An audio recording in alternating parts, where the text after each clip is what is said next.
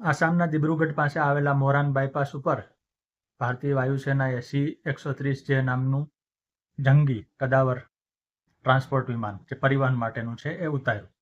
એમાંથી જે મુસાફરો બહાર નીકળ્યા એમાંના એક મુસાફર હતા વડાપ્રધાન. પછી થોડી વાર પછી એ જ બાયપાસ ઉપરથી ભારતીય વાયુસેનાના 2 ફાઇટર વિમાનો સુખોઈ અને રફાલ એક પછી એક ઉડ્યા.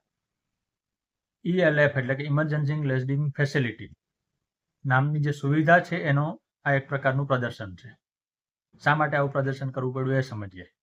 યુદ્ધના સમયે દુશ્મનનો સૌથી પહેલો ટાર્ગેટ એ હોય કે તમારા જે મૂળિયા છે એ તોડી પાડવા. વાયુસેનાના મૂળિયા એના એરબેઝ, એના રનવે છે. કારણ કે રનવે વગર ફાઇટર વિમાન કેમ ઉડે?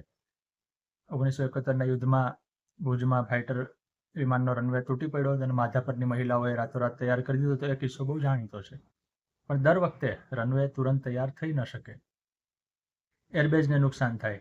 એ સંજોગોમાં તમારા હાઈવે છે રનવે બની જાય તો શું?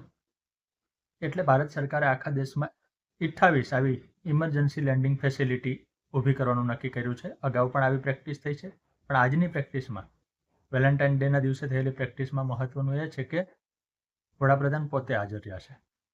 હવે એણે સ્થળ એટલા માટે પૂર્વોત્તરનું પસંદ કર્યું છે કે ચીનને સંકેત છે. કારણ કે ભારતનું જ્યારે પણ ચીન સાથે યુદ્ધ થશે એ વધારે ભીષણ હશે. એટલે ચીનને આપણે કેટલા તૈયાર છીએ એ પણ ખબર પડે. બીજું કે યુદ્ધમાં તમારા શસ્ત્રો કે આયુધો વાપરવાને બદલે એ તૈયાર છે એટલું બતાવવું જ મહત્વનું હોય. જેમ કે પરમાણુ શસ્ત્રો દુનિયા પાસે છે તો કોઈને વાપરવાની જરૂર નથી પડતી, પરમાણુ શસ્ત્રો છે એટલું જ મહત્વનું છે.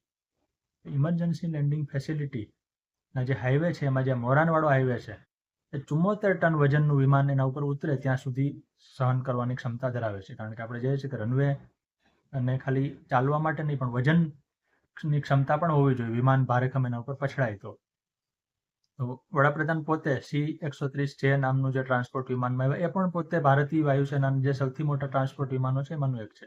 અમેરિકી બનાવટનું ટ્રાન્સપોર્ટ વિમાન છે, જેમાં ટ્રાન્સપોર્ટ વિમાન ઉતારીને ભારતે એ સંકેત આપ્યો છે કે માત્ર ફાઇટર વિમાનો નહીં, ટ્રાન્સપોર્ટ પણ ઉતરશે. એટલે જે લોકો લડી રહ્યા છે એને જરૂરી સામગ્રી પણ આ વિમાન દ્વારા કે આ ઇમરજન્સી લેન્ડિંગ ફેસિલિટી દ્વારા મળશે. ફાઇટર વિમાન એક પછી એક 2 ઉડાડ્યા. કારણ કે સુખોઈનું બેઝ ત્યાં તેજપુરમાં છે અને પછી રફાલ, એટલે રફાલ પણ સક્ષમ છે, સુખોઈ પણ સક્ષમ છે ને એક પછી 2 ઉડાડ્યા. એનો મતલબ એમ કે માત્ર દેખાડવા પૂરતું એક જ વિમાન ઉડાવીને આમ અટકતા નથી, એક પછી બીજું પછી ત્રીજું. અને વિમાનને ખબર છે આકાશમાં ગયા પછી એણે શું કર્યું. પણ આ ઇમરજન્સી લેન્ડિંગ ફેસિલિટી છે એ ભારતનું એક વ્યૂહાત્મક પગલું છે. રોડને રનવે શા માટે બનાવવો? કે ભાઈ યુદ્ધ કરવાની સ્થિતિ આવે ત્યારે પહોંચી વળાય એટલા માટે.